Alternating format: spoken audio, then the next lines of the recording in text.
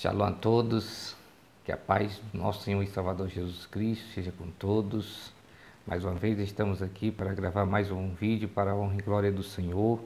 Nesse momento eu já peço que todos possam compartilhar a palavra de Deus, deixar seu like, fazer seus comentários, se inscrever no canal e enfim, vamos a leitura da palavra de Deus. O tema da mensagem hoje é a segunda vinda de Cristo, né? Então aqui, queridos irmãos, aqui no livro de João, capítulo 14, versículo 1, diz assim: Não se turbe o vosso coração, crede em Deus, crede também em mim. Na casa de meu Pai há muitas moradas, pois vou preparar-vos lugar. Amém? Louvado seja Deus, né? Então vemos aqui, queridos irmãos, que Jesus Cristo, ao finalizar o seu ministério, ele procura orientar os seus discípulos, procura levar o pensamento deles para a segunda vinda de Cristo. Os discípulos naqueles momentos estavam aflitos, estavam desanimados, e pois Cristo já tinha de antemão falado que eles iriam fazer o grande sacrifício pela humanidade e posteriormente iria para o céu. E aí Jesus disse: olha, não se turbe o vosso coração, crede em Deus, credes também em mim. Porque o ser humano, ele crê em todas as coisas. Crê em uma história filosófica, crê numa história sem fundamento. E Jesus Cristo percebeu e viu que muitas coisas, através da falsa educação, dos ensinamentos que eles tinham aprendido, eles tinham dificuldade em crer em Cristo Jesus. Muitos não criam em Cristo como Filho de Deus. E aí Jesus aqui, ele chama a atenção dos próprios discípulos: crede em Deus, crede também em mim. Na casa de meu Pai há muitas moradas, né? Então, o versículo 3 diz: E quando eu for e vos preparar lugar, voltarei e vos receberei para mim mesmo, para que onde eu estiver, estejai-vos também. Amém? Louvado seja Deus, né? Então, queridos irmãos, a mensagem da segunda vinda de Cristo é a mais sublime, é a mais importante de todas as mensagens, pois aqui, nesta mensagem, está focalizado as esperanças de todos os filhos de Deus, de todos os tempos, desde antes do primeiro advento de Cristo. Já tinha pessoas que foram capacitadas pelo poder de Deus para falar da segunda vinda de Cristo. O Enoque foi um que teve o privilégio e a oportunidade de ter uma inspiração para falar da segunda vinda de Cristo. E todos os tempos vem sido proclamado a segunda vinda de Cristo, mas agora, no tempo presente, é importante nós focarmos mais neste assunto, porque as profecias relativas ao tempo da vinda de Cristo estão se cumprindo fielmente, literalmente, diante dos nossos olhos. Então, nós, como os mensageiros de Deus em Cristo Jesus, temos o dever de continuar falando desta grande verdade que está escrito na palavra do Senhor, né?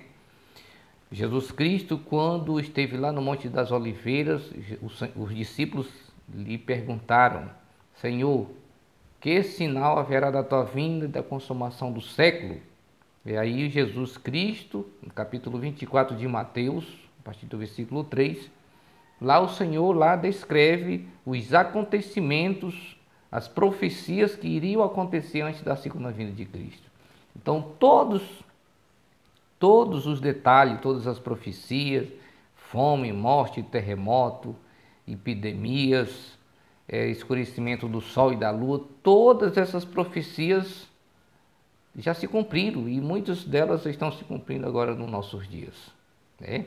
Então, quando nós vemos esses acontecimentos de epidemias, fome no mundo todo, desemprego, o povo todo sem saber o que fazer, nós vemos fielmente as palavras de nosso querido Senhor Jesus Cristo se cumprindo no nosso tempo. E temos o dever de advertir o mundo que Cristo irá voltar.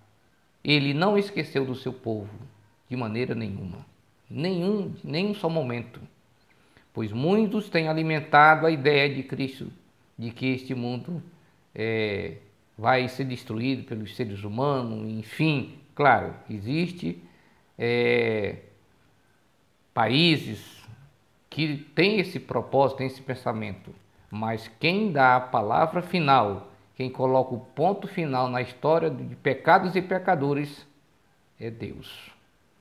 Mas antes que isso aconteça, meu querido irmão e amigo ouvinte da palavra de Deus, o Senhor Jesus, Ele quer que todos entendam, compreendam o plano da salvação. Deus, Ele não tem prazer em sofrimento, em morte ou coisa desse tipo. Deus, Ele quer que todos sejam salvos eternamente. Porque o grande problema deste planeta chama-se pecado, desobediência. Quando o ser humano foi criado lá no início, Adão e Eva, e ele separou-se do seu Criador, ali ele começou a dar os primeiros passos em direção à dificuldade, o sofrimento e a morte. E Deus, pela primeira vez, nós lemos o registro sagrado que Deus foi em busca de Adão. Foi em busca quando ele se separou de Deus. Por quê? Porque ele nos ama. Porque independente daquilo que nós praticamos, Deus, ele nos ama. Mas é claro, todos precisamos compreender que o Senhor Jesus, ele vai também retribuir cada um segundo as suas obras. Isso está bem claro em toda a Bíblia. Então precisamos entender o plano de Deus. O plano de Deus é o melhor possível para nós. Aquilo que foi perdido lá no início vai ser restaurado. Então, queridos irmãos, vemos aqui que Deus, ele vai voltar. Jesus Cristo, ele vai voltar a segunda vez. Vem buscar a sua igreja. E naquele momento todos têm que estar preparados. Tem que se preparar ao longo dos anos e da vida. Então, muitas pessoas já perderam a convicção, a esperança da volta de Cristo. Muitos deixam de crer na palavra de Deus, para crer em outras coisas, mas temos que manter a nossa fé viva e fixa em Cristo Jesus, né? Como diz o apóstolo Paulo em muitas cartas, né? Prossigo para o alvo, para o prêmio da soberana vocação de Deus em Cristo Jesus. É nesse pensamento que o povo de Deus tem que permanecer. É dessa maneira que todos nós precisamos ir até o fim, sem vacilar, pois a promessa é para o vencedor. E o vencedor, ele quando começa o seu desafio, ele vai até o fim, porque o seu propósito, o seu objetivo é vencer. Então, o vencedor, a pessoa que se dispõe a servir a Deus, ele precisa chegar até o fim. A palavra de Deus nos fala no livro de Daniel, o Senhor falando para ele propriamente, ele diz: olha, Daniel, encerra as palavras, tu vai descansar, tu vais até o fim, né? E no final tu vai ressuscitar para receber a tua herança, a tua coroa. Então essa promessa é para nós. Nós temos que ir até o fim, né? Nós temos que perseverar até o fim, pois a palavra de Deus diz que aquele que perseverar até o fim será salvo. Não é aquele que vai só até a metade, que anda uns 2 dias, ou alguns meses, ou anos, e depois desiste, não. Temos que ser fiel até o fim, né? Aos mandamentos de Deus.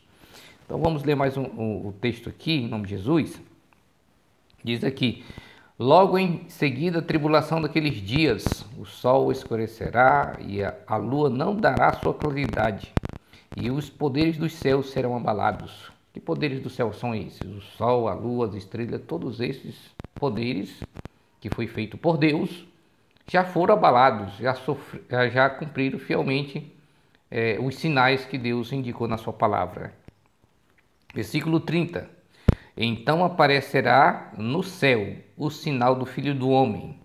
Todos os povos da terra se lamentarão e verão o Filho do Homem vindo sobre as nuvens do céu com poder e muita glória. Louvado seja Deus. Então essa será a maneira da vinda de Cristo, visível e literal nas nuvens dos céus. Ele não vem escondido como muitos acreditam, como muitos pregam. Cristo vem com poder e muita glória buscar a sua igreja. Então todos nós que estamos vivendo nesses últimos dias devemos se alegrar, porque os sinais estão acontecendo no nosso tempo. A vinda de Cristo está mais perto do que nunca. E aí aqui a palavra de Deus está bem clara, o sinal do Filho do Homem. Olha, muitos outros sinais já foram cumpridos, agora só falta esse aí, né? O grande sinal do Filho do Homem aparecer na nuvem dos céus. Mas antes que isso, queridos irmãos e amigos, queremos dizer aqui uma verdade que poucos têm falado, né? Antes que Cristo se manifeste nas nuvens dos céus, o grande inimigo, Satanás, ele vai aparecer como se fosse o Filho de Deus. Só que a maneira dele aparecer não vai ser como Cristo vem, com poder e muita glória. Ele vai aparecer em um local, em outro, claro, com a